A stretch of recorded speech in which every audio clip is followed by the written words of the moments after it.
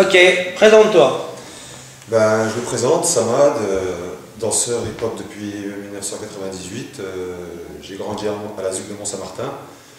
Qu'est-ce que je pourrais dire d'autre? T'es un danseur de l'Est. Je suis un danseur de l'Est, voilà. J'ai commencé à Mont-Saint-Martin où j'ai grandi. Ensuite, j'ai tout fait pour avoir mon diplôme du bac, pour bouger sur Nancy. Avant, tu pouvais pas? Non, si, on pouvait, mais c'était chaud parce que c'était l'essence. On bougeait avec un gars qui s'appelait... J'étais avec le premier groupe avec qui j'ai commencé, si je rentre dans l'historique. Il y avait Hassan Axos, il y avait Gérald Lejeune, il y avait Kamel Akdour. On voulait absolument faire de la danse hip-hop parce qu'on avait vu ça, il y avait des Allemands qui étaient venus au lycée, en terminale. Et le premier groupe avec qui on a commencé, du moins on a fait des démarches et tout à la mairie, le premier groupe avec qui on a commencé c'était Phaser, de Pont-à-Mousson donc. Qui sont venus nous donner un stage, on était 150. Putain. 150 le jour-là, ouais. Ils se sont mis bien. Ah ouais, ils se sont mis bien. Ils savaient plus où donner de la tête. Non mais franchement, après voilà, moi j'ai énormément appris avec eux. Je me rappelle la première fois que j'avais vu un six step, c'était un truc de mathématiques pour moi. Tellement voilà. Donc à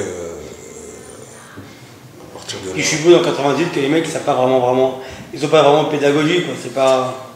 Ben, il y avait un gars qui s'appelait Nordine, un popper. Franchement, il ça va ouais, moi je trouve qu'il expliquait bien, avec le recul, je trouve qu'il expliquait bien quand même. T'as eu aussi Brahim, qui était un bon phaseur, qui lui aussi, après, voilà, c'était des personnalités, ça se voyait déjà. Ah, des personnalités. Ça c'est pas les Allemands, c'est les autres après. Non, c'était phaseur, qui venait de Pont-à-Mousson. Les Allemands, quand je te parlais des Allemands, c'était les premiers que j'ai vus ok, d'accord, j'ai compris. au lycée, quoi. Et après ça, on a fait des démarches, on n'a pas été trop écoutés.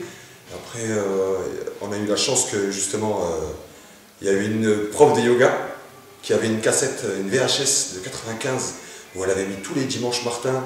Ah, ouais. Donc tu as vu Walid. J'ai vu Walid. David Mator, tout ça. Voilà, j'ai vu, comment ça s'appelle, Régis Truchy. Régis Truchy. J'ai vu Dynasty, donc j'ai vu tous les b-boys d'avant. Bref, c'était... Il y avait Nabil. Il y a aussi des petits passages de Break Street 84, ouais. Mais juste les passages dansés. Mais ce que je veux dire là, c'est quoi? C'est quelle vidéo qu'elle avait conservée avec qu'elle avait conservé, qu'elle avait fait une cassette avec tout plein de trucs de danse hip-hop. Donc nous, quand on est arrivé là, c'était une éducatrice qui faisait partie de Portes Ouvertes.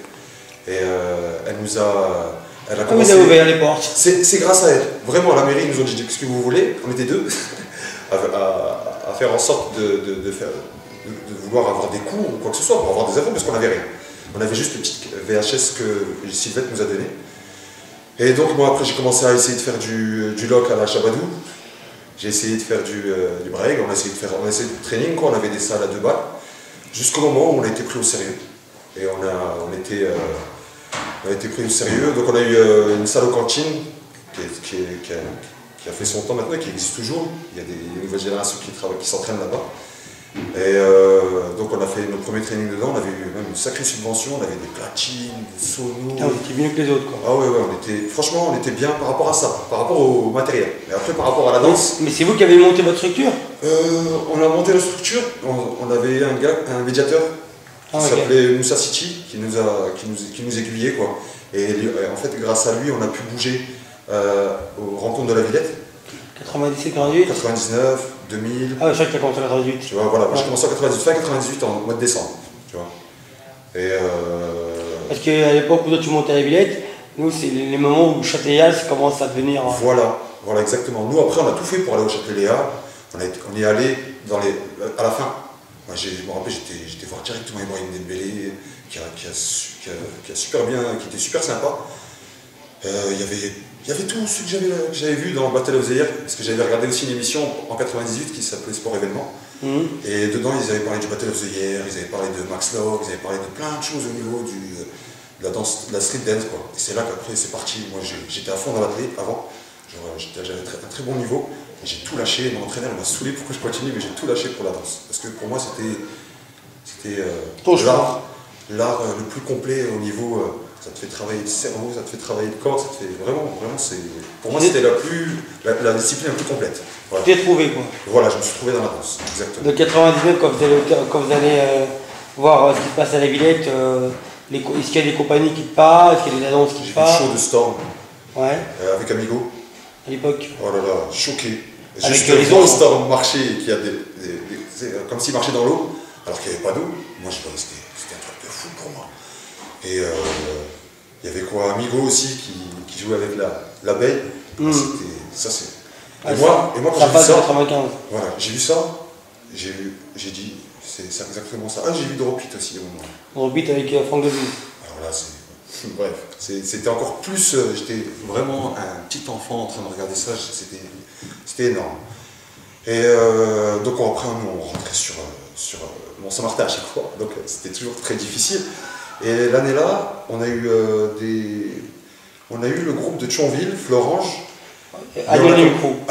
C'était pas encore Anonyme Crew qu'on a eu. Ah, on a eu un gars qui s'appelait Samir et un autre gars qui s'appelait Saïd, qui sont plus du tout dans. Je vois plus du tout, je sais même plus qu'est-ce qu'ils sont devenus ou quoi que ce soit. Et Saïd était très très fort en b-boying. Et Samir, c'était un tueur en wave, pop, tu vois. Et c'était super compliqué, mais moi j'avais la dalle. C'était tous les dimanches qui venaient pendant 3 heures. Ça veut dire tout le reste du temps, nous on avait compris aussi dès le départ qu'il fallait absolument pas être derrière quelqu'un en mode tu fais que des cours de hip-hop avec ce mec-là. Et on avait envie d'avoir une autre personnalité. On fait le monde, on va voilà. plein de monde différent. On voulait pas être des clones, on avait vite compris tout ça, on avait entendu pas mal de choses autour de nous qui faisaient qu'on a eu la chance d'être bien aiguillés par rapport à ça.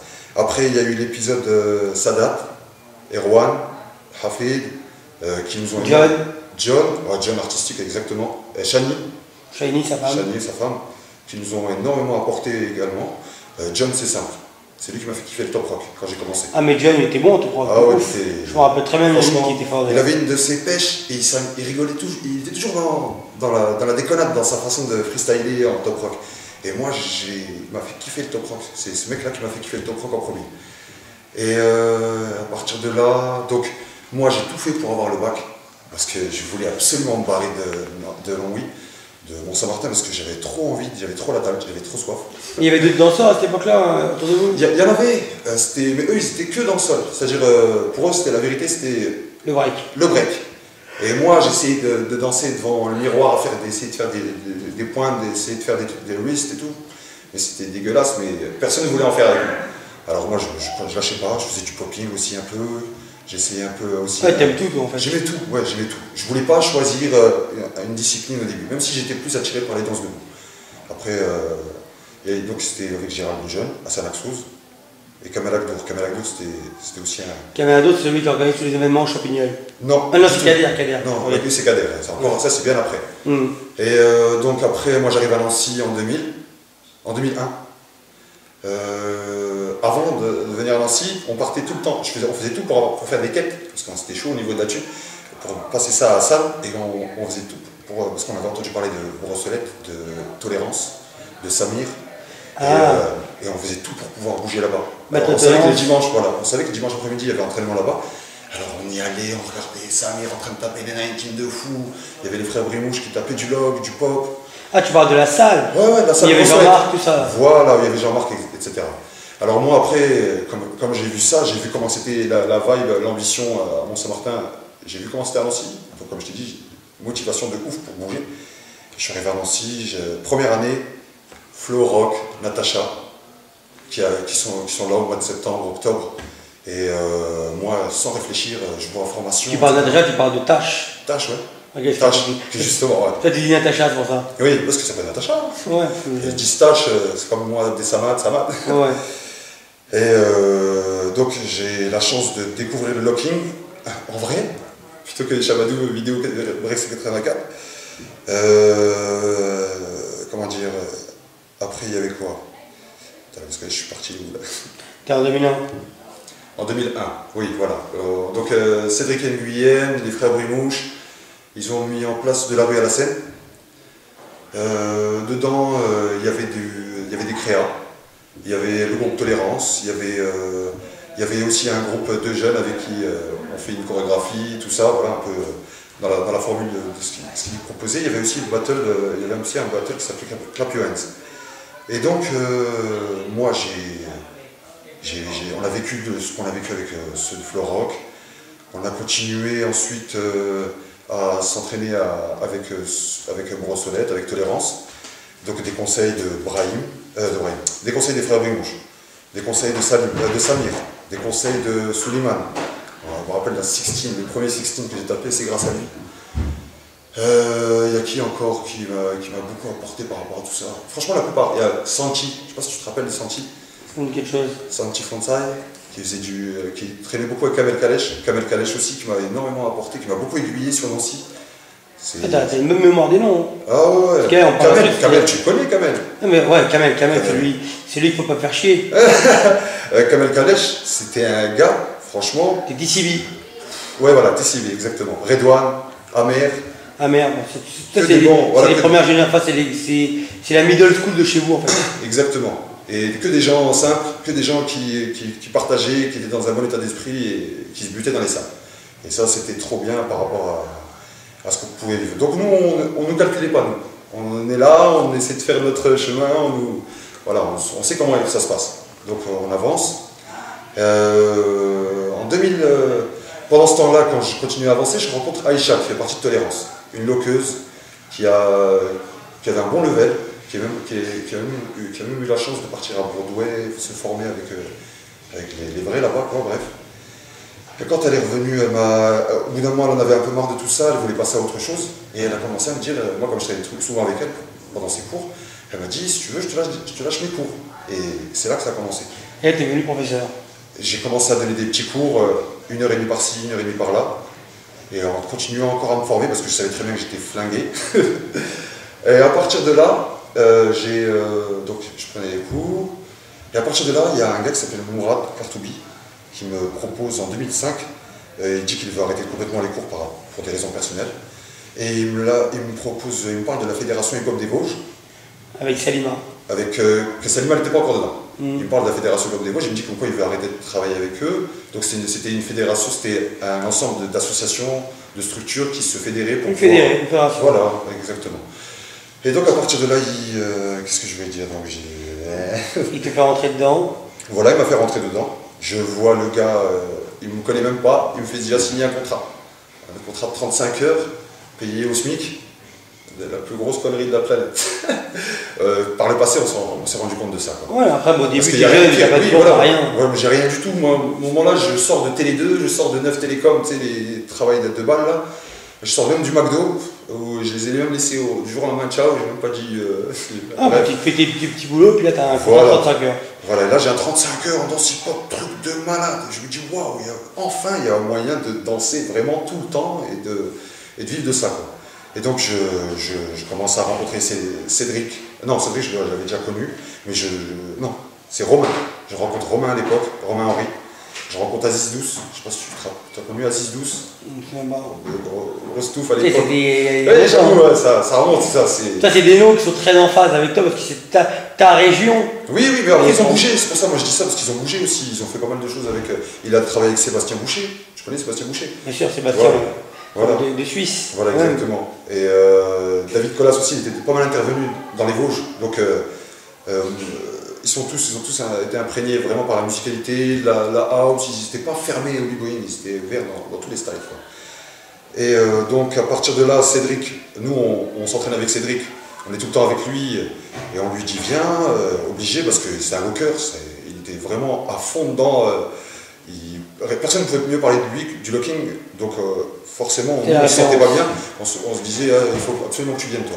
Et Salima, pareil, moi je savais très bien comment elle était, je savais très bien ce qu'elle pouvait donner, parce que j'avais fait énormément de choses avec elle, mignon hein, bien sûr, mais j'avais fait pas mal de choses avec elle, c'était une des sœurs avec qui je dansais tout le temps. C'était la plus déterre. Et à partir de là... Salima et Bigger Zoo. Voilà, Bigger Zoo, exactement. Qui a fait du b-boy, qui tournait sur la tête. Et qui est mannequin aujourd'hui. Qui est mannequin aujourd'hui, voilà. Elle a plus le temps. Elle est passée à autre chose. On voit ses photos, t'inquiète pas, on la suit. Donc voilà, à partir de... Donc j'étais où là? Là, t'es la fédération. Oui, la fédération. Donc nouvelle collection avec d'autres danseurs. Donc on continue encore à s'entraîner. Je commence à donner des stages un peu dans les Vosges, sur Nancy. Je retourne à Mont-Saint-Martin pour redonner des cours là-bas parce qu'il ne faut pas oublier d'où on vient. C'est clair. Donc je reviens là-bas, mais je me rends compte qu'en fait les gars, ils en ont rien à foutre, ils veulent faire que des trucs au sol, que quand tu leur commences à leur parler de danse, il y a un problème. Et moi, j'étais intéressé par la danse hip-hop, certes, mais la danse avant tout.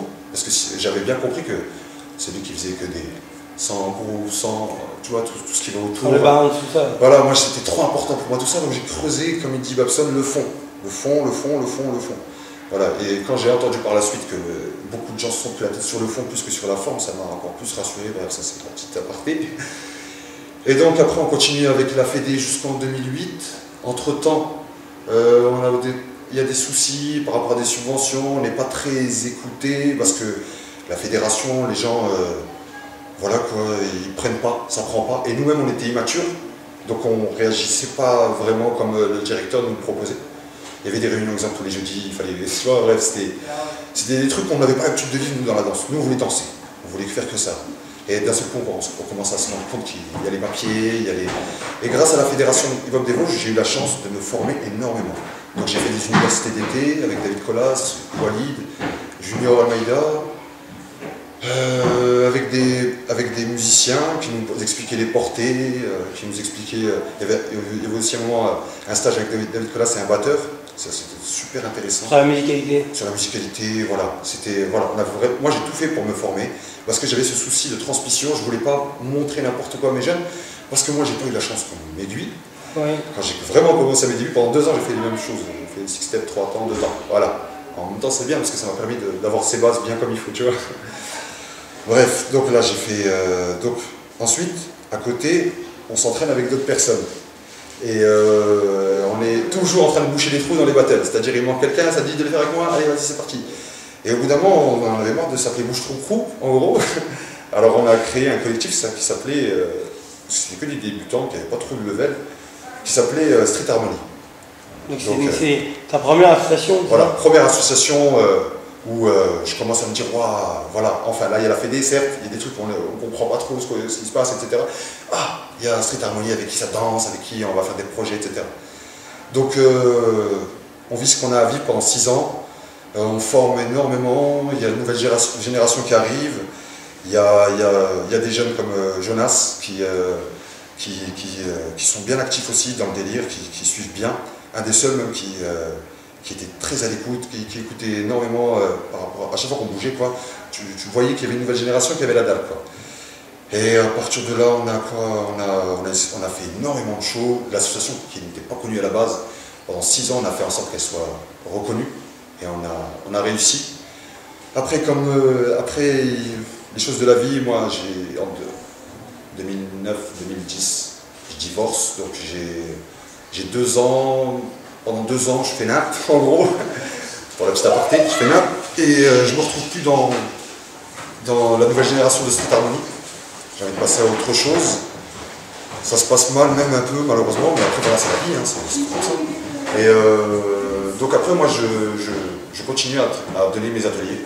Là, j'ai fait un sacré bond. Je continue à me donner mes ateliers, et je continue à former. Et je me dis, j'essaie de revenir à la base, à la source. Pourquoi j'ai voulu faire d'avance? Et voilà. Et j'essaie d'œuvrer par rapport à ça. Donc je t'ai même pas raconté, j'ai fait des bonds de ouf. Je sais pas si tu vas couper, tu vas couper, je pense. Hein. Non, pourquoi? Ouais, je sais pas, parce que je fais des bonds de ouf entre... Eh ben les gens les suivront. Grave. Donc j'en étais où là? 2010, 2008, 2010. En 2010, on a la chance, avec la première génération Street, t'as vu, j'ai zappé un truc de fou là. En 2010, on a la chance de faire, il y a une commande de la ville de Verdun. Verdun, oui, le petit Aladdin. Voilà, oui, Aladdin. Ils veulent qu'on fasse une création, et en même temps qu'on fasse un petit show, une petite création aussi avec les gamins, pour présenter ça en fin d'année, etc. L'événement hip-hop de Verdun, quoi. Alors nous, opportunité de malade, on sait très bien comment c'est une galère d'avoir des subventions, tout ça pour faire une créa, donc on saute sur l'occasion, on était 3. Un blanc, une black et un romain, Makoro Traoré, et une danseuse africaine, et moi. Donc on crée une pièce qui s'appelle Individu. Je pense que la plupart des gens, quand ils commencent une création, ils veulent parler d'eux-mêmes, ils veulent parler de leur relation à la danse directement. Donc nous, on s'est retrouvés avec ce blaze, Individu, où on parlait des rencontres de l'image qu'on avait de nous, de l'image qu'on reflétait, et l'image, bref, ce rapport à l'image. Toujours ce rapport à l'image. Et on l'a fait la première année, ça a une bonne répercussion, on l'habite. La deuxième année, on l'a rejoué, encore une fois, on la retravaille, on la modifie. Là, d'un seul coup, on a des coproductions, on passe à un autre level. Et après, ça s'est arrêté malheureusement, j'ai envie de dire, parce que question d'ambition. Voilà, les ambitions complètement différentes. Chacun avait envie d'autre chose, on va dire. Et donc moi, j'avais encore cette envie-là de création. Ouais. Et Verdun, qui avait apprécié mon travail, me recontacte pour l'année d'après. Et moi, au moment-là, comme je disais, au moment-là, j'arrête Street Harmony. Je ne veux plus rien avoir à faire avec Street Harmony.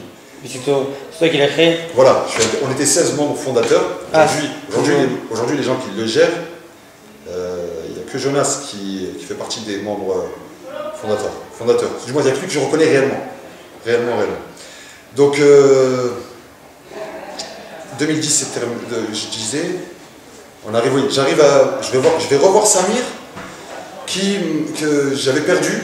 Samir Courta. Je vais revoir Samir que j'avais perdu de vue par rapport au fait que je sois dans street. Et il ne faut pas se mentir, la région, ils n'aimaient pas trop Street Harmony à l'époque. Par rapport à votre travail qui n'était peut-être pas en phase avec leurs attentes. Voilà, exactement. Ou peut-être trop d'attentes. Ou alors ils avaient trop d'attentes par rapport à... Ils disaient que limite la Street Harmony faisait du mal à la culture. Ok. Voilà. Après, je pouvais comprendre par rapport à certaines choses, mais moi, c'était aussi mon bébé, donc je ne pouvais pas chier sur mon bébé, entre guillemets. Donc voilà, donc j'ai essayé de porter les choses jusqu'à ce que je me rende compte que c'est pas possible. Et donc je retrouve Samir, parce que je savais aussi qu'il avait vécu des trucs. Donc forcément, je le comprenais encore plus. Moi qui ne le comprenais pas, qui avait du mal et qui pensait que c'était seulement un gars aigri à l'époque, là forcément je le comprends beaucoup plus. Parce que lui, il est d'une autre génération que la tienne. Voilà, il est d'une autre génération, oui. Et il a vécu des trucs, il a fait des choses, et je le comprenais totalement pourquoi il avait ces coups de gueule là. Même si les gens ils disent ouais, pourquoi ça m'est de venir tout le temps, non. Il faut aussi comprendre le vécu des gens pour le raisonnement et la réflexion. Voilà, exactement. Donc à partir de là, moi je lui propose, parce que je sais qu'il a de l'expérience et qu'il a travaillé à l'époque avec Tony Mascott, qu'il a travaillé avec Laos, qu'il a travaillé avec David Colas. Je sais très bien que c'est quelqu'un qui a eu cette habitude de faire de la création. Donc moi j'ai envie d'avancer avec des gens peace, avec des gens qui ont envie de faire avancer le Swim League. Donc forcément je me retrouve en face de Samir, je lui propose, et Samir il est intéressé. Et on commence à faire les premiers cours, et il me parle de Salim qui venait d'arriver dans la région. Salim, CJ Rapsalef, créateur de Pokémon. Exactement. Et donc je découvre Salim, au premier battle, déjà je l'avais découvert au battle à Mont-Saint-Martin, premier battle de fou qu'il était organisé à Mont-Saint-Martin, moi déjà ça me choquait, je dis waouh, Mont-Saint-Martin ils organisent un battle de ouf, bref. Et donc première fois que je le rencontre, par le biais de Samir, mais aussi, comment il s'appelle? Sadat? Non, j'ai oublié. Abdelkrim, celui qui fait partie de WBB. Celui qui fait partie des quoi? WBB. WBB, ouais. Brigadier, tout ça? Karim. Ah, Karim WBB? Voilà. C'est Abdelkrim, je sais pas. Abdelkrim, aussi. WBB, Karim. Et donc, Karim, qui me le présente. Et donc, moi, sur la route, après, il me dit comme quoi il avait la création qu'on avait fait avec Street Harmony. Et donc, après, moi, je commence à lui expliquer ce que je faisais. Samir, il l'appelle, il le met dans le plan. Moi je ne réfléchis pas. Wow, Salim, je l'avais vu en plus à l'époque dans la VHS. Non, excuse-moi. À l'époque de Coco, qui nous avait lâché une VHS qui s'appelait Récital. Création Kafig. Et je ne savais même pas que c'était Salim qui était dedans. Si, Kafig, il fait partie de la... Ouais. Et Salim, il commence à me dire, ouais, voilà, c'était moi qui faisais Récital. Non, truc de fou. Donc, encore plus... super content de me dire, de savoir que enfin il y a un gars qui va arriver dans la région, qui va me montrer des trucs que jamais de ma vie j'aurais pu imaginer exactement. Parce que c'était chaud au niveau des infos, moi j'avais soif, mais en même temps franchement c'était très compliqué, malheureusement c'était vraiment très compliqué. Et donc Salim arrive, on commence à donner des cours au début, on se tâtonne un peu, on voit comment ça fonctionne et franchement ça prend super bien. On commence à faire, j'arrive, je vois Aladdin. Aladdin qui est plein d'envie, qui est plein de motivation, qui est plein de rêves, qui est là, ouais, moi je vais faire ça, je vais faire ci. Et moi et Salim, on le regarde. Avec notre désillusion de tout ce qu'on a pu vivre jusqu'à maintenant. Plus Salim que moi, certes, mais moi je regarde avec cette désillusion là et je commence à réfléchir. Je me dis, ouais, on doit faire une création, je sais pas trop quoi faire. En même temps, j'ai pas envie de faire un truc pour faire un truc. Et je commence à regarder Aladdin et au fil du temps, à force de réflexion, je commence à parler de l'intergénérationnalité, l'intergénérationnel. Je commence à me dire, bon, il y a un gars là, il est à fond dans les rêves, moi je suis dans la désillusion, il faut absolument qu'on parle de ça. Il faut absolument qu'on mette en scène tout ça. Lui, il va toujours être là en train de dire, ouais, ce serait trop bien qu'on fasse ça. Et moi je vais lui dire, calme-toi, ça sert à rien du tout. Bref, et là on a créé un spectacle, une ébauche de création de 20 minutes qu'on a présenté, qui a tourné même.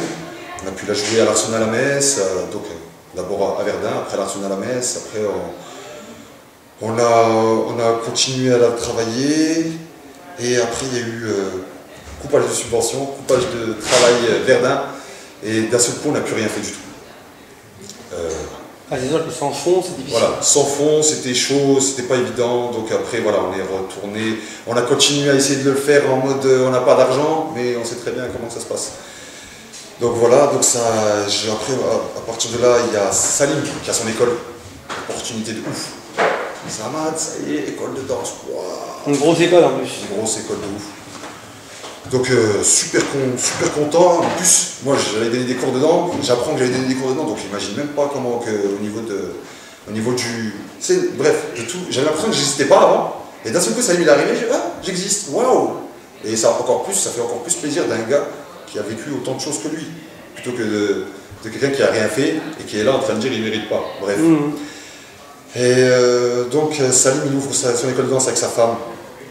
Moi, tout content, au mois d'août, malheureusement, rupture du tendon d'Achille. Putain. Truc de malade. Je téléphone à Salim, j'étais tellement loin dans ma tête au niveau de la rentrée que finalement j'étais dégoûté quoi. Je téléphone à Salim, je dis wow, truc de malade, il me dit t'inquiète, on continue. Je téléphone à la structure à la MJC Bazin, ça fait 10 ans maintenant que je travaille avec eux. Et voilà ce qui se passe, et ils me disent t'inquiète, il n'y a pas de problème. Et qu'est-ce qui se passe? Pendant 4 mois, je donne des cours avec les béquilles. Rentrée de l'école de danse de Salim, je donne des cours avec des béquilles. Toutes les rentrées, je donne des cours avec les béquilles. Quoi. Et les gens ont accepté, c'est ça le pire. Moi, aujourd'hui, quand je pense, je me dis c'est un truc de fou quand même. Donc les gens acceptent de prendre des cours avec un mec avec les béquilles. Quoi. Ouais, je me doute. Et donc l'épisode. Pardon? Ça devait être chaud, ça devait pas évident pour toi. Oh là là, j'ai eu des actions de ouf. Une fois, je suis arrivé. En plus, à chaque fois, j'allais en train. Et je suis même tombé une fois des escalators, un truc de malade sur une seule jambe. Oh là là, c'était fou. Bref. Putain, si j'avais filmé ça, oh là là, j'aurais fait de l'oseille. Dossier. T'imagines, je me retenais, il y avait l'escalator en train de me défoncer le dos. Mais bref, voilà, bref. Ça, c'était des petits trucs qui font que des fois, tu te dis, est-ce que les gens, t'es motivé? Non, non, je suis pas motivé. Je suis venu en béquille avec un plâtre, mais je suis pas motivé. Ah putain. Bref, et donc, je me rends compte, école de ouf, de malade mental, mais ça suit pas. Dans le sens où c'est exactement les mêmes jeunes que les MJC en fait. Moi, je croyais que j'allais avoir des jeunes qui allaient déterrer encore plus que dans les MJC où c'est moi qui dois faire en sorte de trouver l'engouement. Voilà, de faire que ça prenne quoi. Et là, je me rends compte que non, ça prend sans plus, c'est mignon.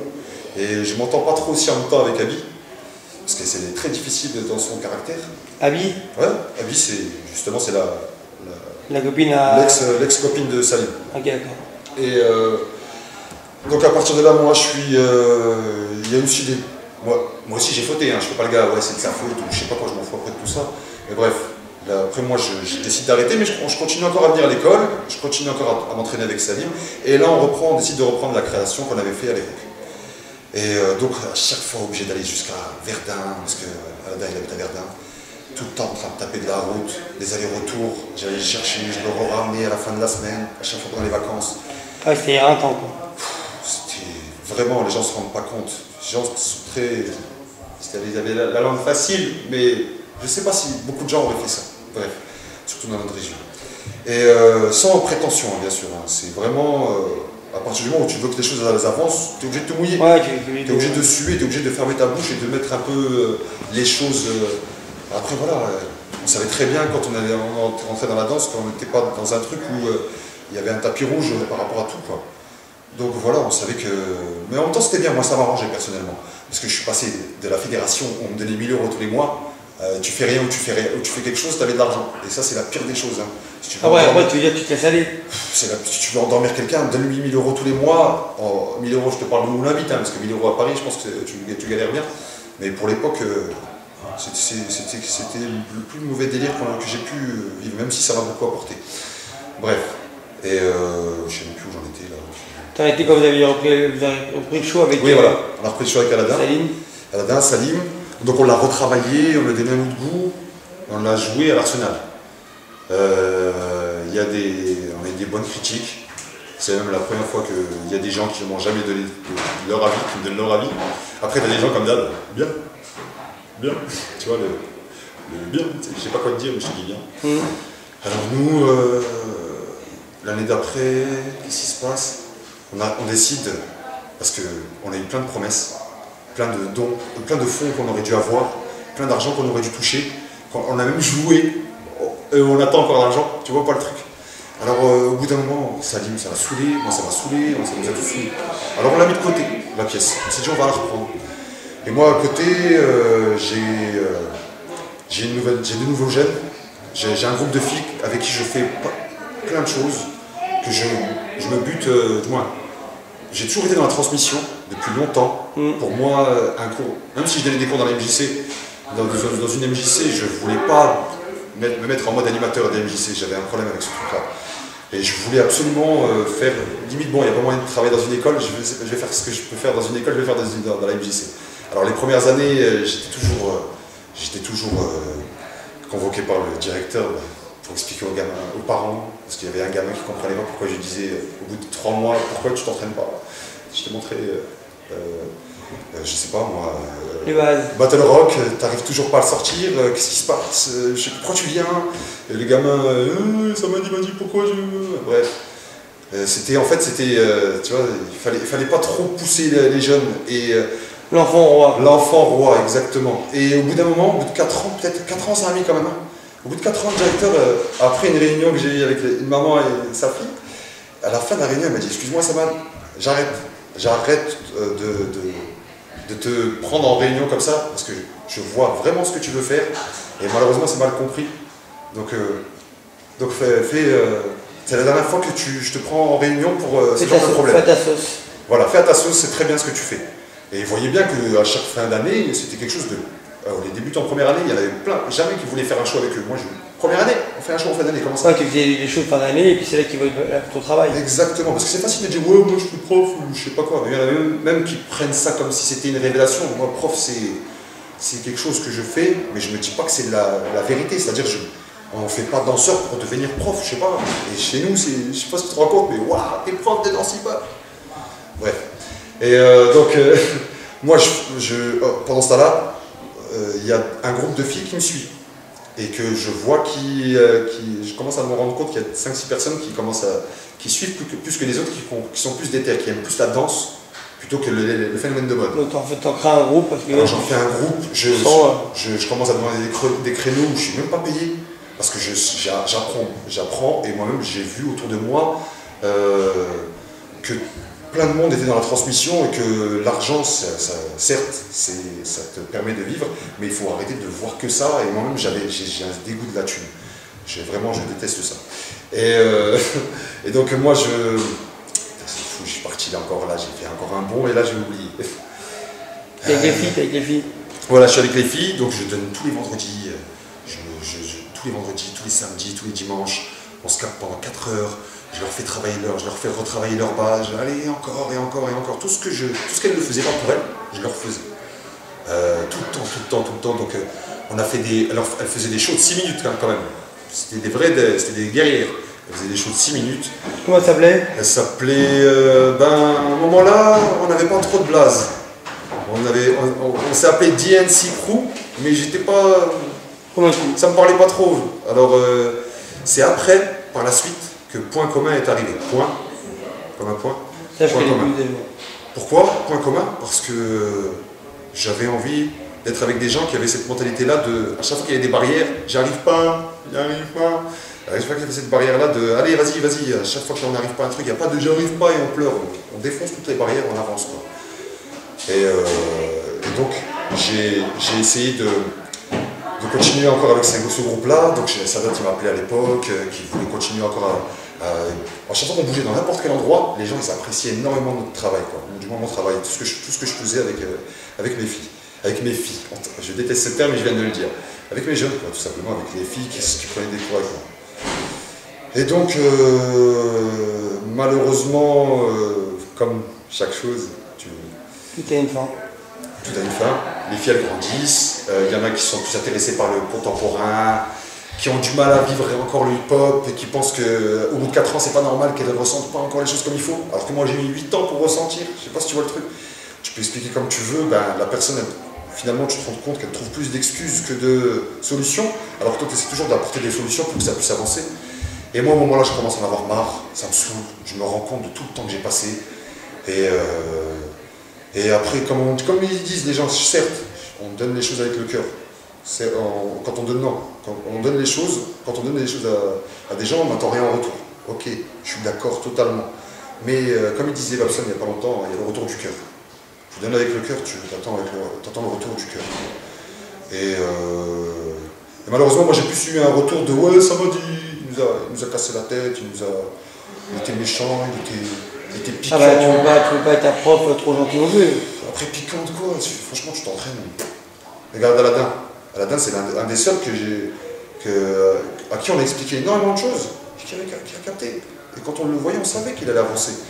Tu vois, et jamais moi j'ai eu de prise de tête avec lui parce qu'il savait que tous les moments où il y avait des coups de pression, c'était pour lui. C'était pas pour ma gueule, pour me mettre en avant. Moi, je n'avais rien à foutre. Aladdin de Verdun. Voilà, Aladdin de Verdun. Moi, c'est-à-dire, j'ai toujours eu un problème avec le fait de me mettre en avant. J'ai toujours eu un problème parce que j'ai vu des gens autour de moi comment ça réagissait. Tranquille, je préférais que si les choses avançaient, j'étais content. Je m'en foutais. C'était ça qui m'intéressait plus que n'importe quoi. Ce qui m'a toujours intéressé, c'est que la danse hip-hop évolue sur Nancy. Il ne faut pas oublier que je suis arrivé à Nancy, j'étais un bébé. Et j'ai tout fait pour être à leur niveau, jusqu'à ce que j'avance sur plein de points. Après, j'ai pas été un tueur dans le break, certes, mais j'ai développé énormément le locking, j'ai développé le popping, j'étais dans la house. Au moment où je faisais tous ces styles-là, tout le monde me disait ça va, tu fais tous les styles, arrête, tu devrais te concentrer sur un. Moi je disais non, j'aime bien tout, pourquoi je vais me concentrer sur un? Et au final, aujourd'hui, tu vois, maintenant tout le monde fait tous les styles. Il y en a même que j'ai entendu dire je suis un peu fatigué en break, je crois que je vais mettre au lock. Donc tu te rends compte déjà comment ils voient le locking. Un truc de flingué. Ouais, tu vois, un truc faire facile de tout. Voilà, un truc de ouais, c'est un truc facile. Alors, au bout d'un an, si je peux, je te rattrape. Mais vas-y, s'il te plaît, vas-y, fais-toi plaisir. Au bout d'un an, voilà, bravo. Juste le wrist, si tu arrives nickel sur le son stylé, au bout d'un an, vraiment. Et donc voilà quoi, moi j'ai eu des petits. C'est pour ça que à l'époque, le reflet là, parce que le spectacle que j'ai fait avec Aladdin, il s'appelait aussi Reflet. Reflet parce que ça reflète exactement ce qu'on vivait et c'était abusé, c'était trop abusé. Donc voilà, à partir de là, point commun, comme là j'ai fait un bond encore une fois, je reviens, point commun que je crée, le groupe des filles que j'arrête, je leur ai dit ciao, parce qu'elles m'ont saoulé. Et moi je sais très bien ce que j'ai fait, je sais très bien ce que j'ai voulu faire, je sais très bien mon intention, donc à partir de là, moi j'ai pas besoin de me rendre dingue par rapport au reste, tu vois ce que je veux dire. Et à partir de là, j'ai ma femme, Aurore, qui avait commencé avec moi il y a 5 ans, que je calculais sans plus, qui a suivi les choses, qui était motivée, qui vivait un peu, qui voyait les choses en coulisses. Et au fur et à mesure des années, elle a avancé. Elle était avec ce groupe des filles aussi. Et j'ai terminé donc avec Charlie, et Charlie Houillon. Je suis obligé de parler d'elle parce qu'elle ne m'a pas lâché, et c'est quelqu'un que j'ai connu depuis qu'elle a 13 ans. Aujourd'hui, elle a 19 ans, donc je l'ai vu devenir une femme. Elle a 19 ans. Elle a 17 ans, elle va bientôt avoir ses 18 ans. J'ai vu, il y a donc Aurore, avec qui je suis venu à ce stage-là, au It's Not a Joke, qui continue encore à me suivre. Donc, les rescapés, c'est Charlie et Aurore, donc j'ai continué avec elle. Entre-temps, il y a un petit débutant qui s'appelle Ethan, qui prend mes cours et je me rends compte vraiment qu'il a des qualités. C'est un boule d'énergie. Donc je le prends en main, je commence à lui demander je le prends en main entre guillemets, je commence à lui demander de venir un peu plus aux entraînements, c'est lui-même qui a été intéressé. Ses parents aussi, ils se rendent compte de la culture, ils soutiennent les choses, ils le poussent encore plus. Ils le boostent. Ils le boostent. Et moi je vois, à chaque fois que je lui propose de faire un truc, il y arrive direct. Mais après tu te rends compte qu'il a, comme tout le monde, il a besoin de temps pour pouvoir le faire réellement, mais il y arrive direct. C'est un dingue. Alors je me dis, il ne faut absolument pas que je lâche ce gamin, quoi. Et lui-même il est à fond dedans. Donc là maintenant je continue à le former. Ce que je fais aujourd'hui, c'est que je continue à former des jeunes. J'ai développé, en 2005, j'ai commencé à 1h30 à la MJC Bazin. Aujourd'hui, je suis à 9h. Pas parce que j'avais envie d'accumuler les heures, hein. C'est parce que moi, ce qui m'intéressait, c'était de faire évoluer. Et donc, j'ai pu faire évoluer mes cours de débutants. Maintenant, j'ai beaucoup d'initiés, j'ai beaucoup de gens qui ont pas mal de... Mais alors, une question Oui. Première question, qu'est-ce qui te dérange dans le hip-hop?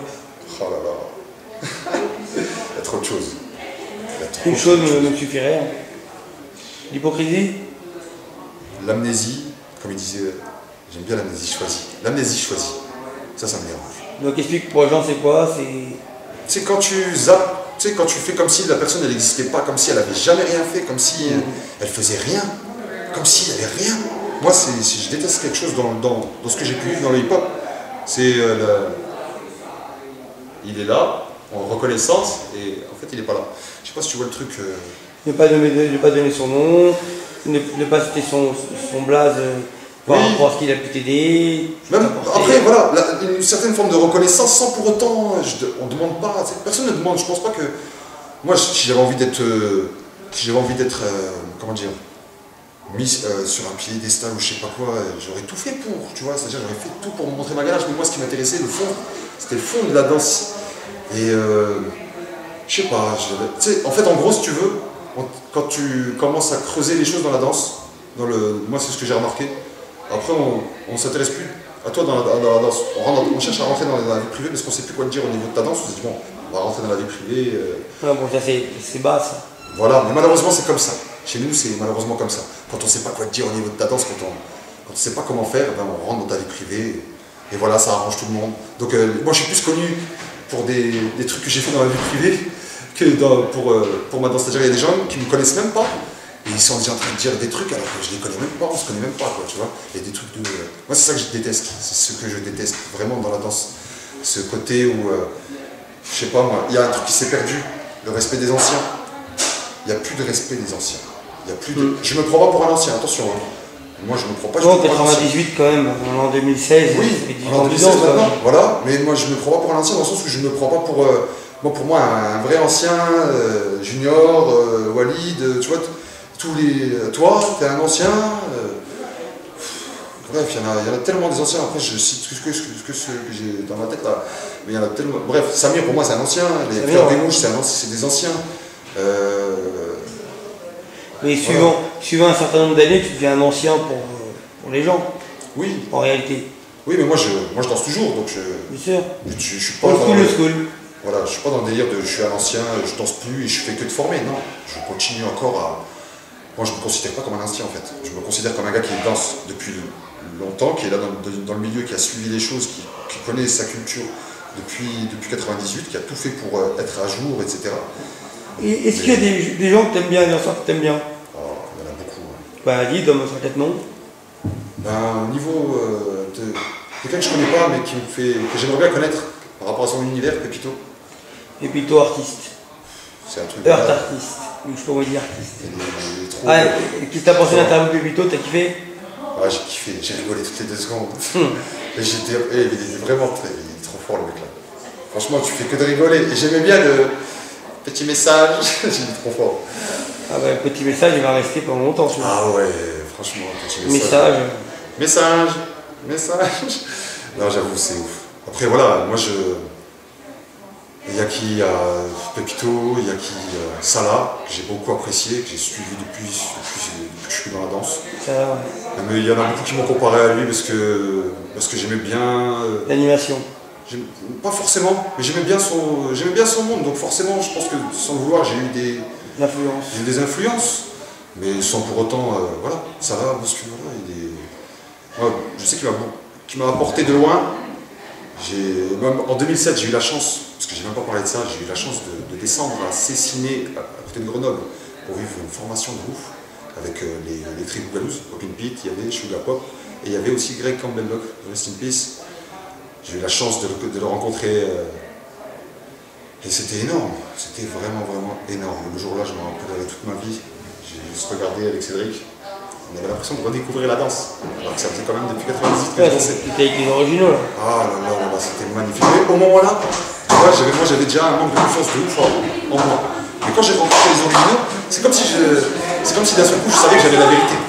Waouh, ça y est, enfin, personne va arrêter de me dire. Tout le monde va arrêter de me dire qu'on n'a pas le droit de faire ci, on n'a pas le droit de faire ça, parce qu'il y avait beaucoup ça, moi, ce que je détestais dans la danse, c'était qu'à chaque fois, ouais, mais ça n'existe pas, ça n'existe pas. Alors qu'on me demandait d'être toi-même, on te demandait de créer tes propres trucs. Et après, quand tu le faisais, on me disait, ouais, mais ça ne marche pas, ça n'existe pas, ça. Non, mais t'as pas le droit de faire ça. Mais pourquoi t'as fait ça? Mais t'as pas le droit. Et moi, je comprenais rien. Je comprenais vraiment rien. Il y en avait un jour, il disait, le up and lock, c'est ça. L'année d'après, non, c'est pas comme ça. Non, pourquoi tu fais comme si. La politique. T'as pas le droit de pointer là-bas, t'as pas le droit de pointer par terre. Oh! Et tu regardais, moi, je regarde Battle of the Year 98, je voyais ça là, c'est comme ça que j'ai rencontré Family. Tu vois? Et à un moment-là, il y a personne qui. Tu vois, je sais pas comment t'expliquer. Ils sont en battle, qu'est-ce que tu veux leur dire? Voilà, mais après, quand tu parles avec des originaux, ce que eux, ils appellent le folklore des pionniers et de la première du lobe original, ben, ils ont leur vision. Mais après, il faut que leur vision, elle soit aussi en phase avec la génération. Exactement. La musique, elle a changé. Oui, la musique, elle a changé. Tout. Et oui, même par rapport à la musique, il y a eu un moment, une période one-tea, un mix de tout. Heureusement qu'après, c'est revenu. Parce que franchement, pendant un moment, c'était fourre-tout au niveau du son. Mais tu m'as donné que deux noms. Il est le troisième? Attends, je t'ai parlé de ça là, je t'ai parlé de Pépito. Troisième. Un gars qui me vient comme ça. Attends, parce que franchement, après, je vais zapper, après, je vais dire, mais il est ouf, pourquoi je vais parler de lui? Tu vois, il y a les deux là qui me viennent comme ça, mais j'avoue, là, j'ai du mal à voir. Bah, c'est avec deux noms, avec deux noms. Après, il y en a plein, tu sais, que j'ai vraiment. Je sais pas, moi, les Gogo Brothers, c'est exemple. Tiens, tu veux un autre nom que t'aimes bien, mais que t'as oublié de citer? Farid. Ah oui, Farid, oui. Bah après, ça c'est tout le monde. Ah, Mathias, je t'ai vu. C'est grave ça. Ouais, mais je t'aide. Je suis là pour t'aider. Mathias, pourquoi? Parce que le mec, on l'a tous suivi. Comme j'ai vu sur plein d'autres vidéos.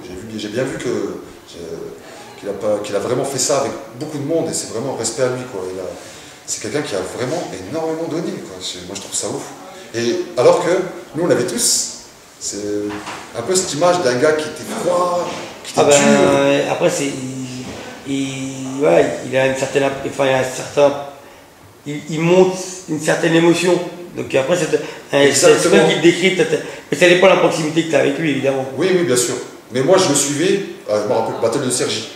Parce qu'en 2003, en 2003, je suis venu sur Paris, je travaillais à Créteil-Soleil. Et donc, j'ai tout fait pour voir un peu tout ce qui se passait. Et je me rappelle aussi. Et après, j'ai vu les infos par rapport à 2005. Au moment où il avait été en rouge, là, avec ses baskets, il faisait des trucs sur les côtés, avec ses pieds, là, ses chevilles. Truc de malade. Après, il y a eu l'IBE. Moi, je suis toujours de loin, toujours en train de regarder ce qu'il fait. l'IBE 2004, il était dedans. Ou bref. Ouais. Tu vois, ça vient direct. Voilà. Après, les années passent. Ça, c'est IBE 2004. Oui, 2004, exactement. Ouais, je me souviens de ça. Après, les années passent, ça continue toujours à suivre, toujours les vidéos, toujours. Heureusement qu'il y a des gars comme toi qui lâchent les vidéos. Ouais. Ça, il faut pas. Et vous aviez quelqu'un dans votre région aussi qui m'aidait, qui s'appelait Enzo. Enzo. De Teamworks. Oui, exactement. Et lui, il faisait les trailers pour 1000%. Ouais, je me rappelle de l'époque. Même il y avait eu un battle. Teamworks contre eux, j'ai oublié. Moi aussi, j'ai oublié, c'était mon nom. J'étais là le jour-là. Ah, c'était chaud. Bref. Qu'est-ce que. Oui.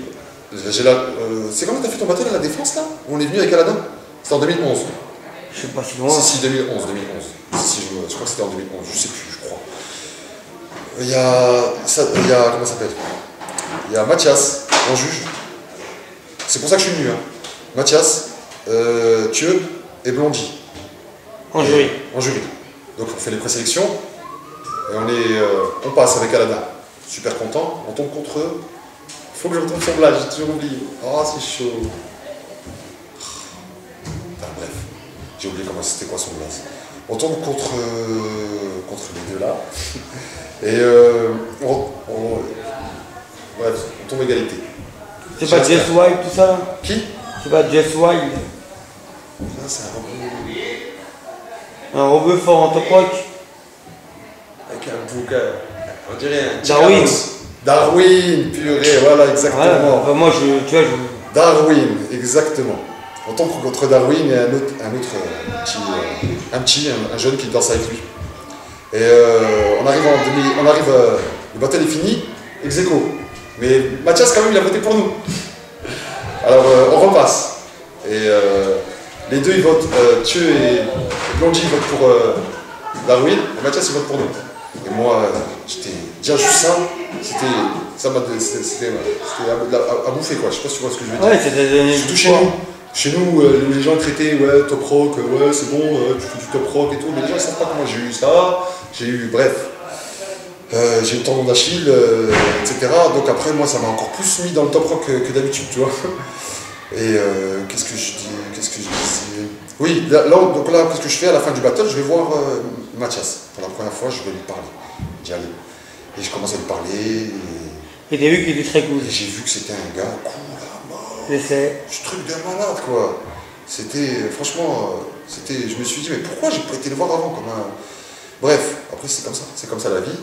Après, on commence à... Il nous dit, venez quand vous voulez les gars, si vous avez envie de venir, vous êtes la bienvenue. à sa salle, allez-y. Waouh. Le gars, t'as vu le pédigré de ouf qu'il a? Il nous dit, venez quand vous voulez les gars. Il a dit ça. Tu vois, franchement, c'était un truc de ouf.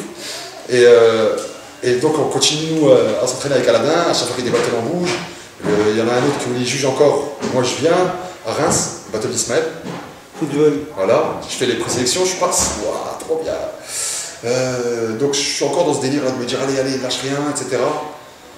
Et Mathias, je revois Mathias, on commence à discuter, je lui dis, oh, franchement, il faudrait trop que je vienne. Je vous l'ai dit, moi, je t'ai dit, je ne vais pas te dire déjà, je ne vais pas te tirer les pompes pour que tu viennes.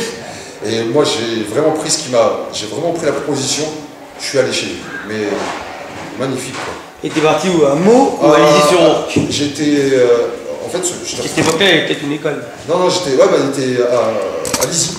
Lizy? Ouais, moi, on était sur Paris et après, on est parti ensemble sur Lizy, quoi. Et là, au moment-là, il y avait les J-Rock aussi qui s'entraînaient, il y avait Léa et Elisa. Et donc on s'entraîne, waouh, magnifique. Franchement, il nous donne énormément. En même temps, je me rends compte de plein de trucs que je croyais connaître, que j'avais à ma sauce un peu. Il y a plein d'autres délires. Franchement, bref, je me rends compte que c'est une encyclopédie de malade et qui m'ouvre des portes, des clés de ouf, etc. sur plein de points. Et vraiment très appréciable humainement, tout ce que tu veux. Et moi, ce qui m'avait choqué encore, ça c'est faux que je le dise, parce qu'il faut reconnaître les choses. À la fin de l'entraînement, on fait une demi-heure de freestyle. Les premiers moments, moi je rentre à chaque fois. Et à la fin de la demi-heure, c'est eux, ils commencent à placer des trucs de fou. Mathias commence à placer des genoux, il commence à placer des descentes, et moi j'en pouvais plus. Et il commence à placer des trucs à la fin. Quand c'était la fin, il plaçait des trucs de malade. Et moi je suis reparti, je me rappelle, j'étais blessé au niveau, à force de faire les one step, j'étais un peu blessé au niveau du dos.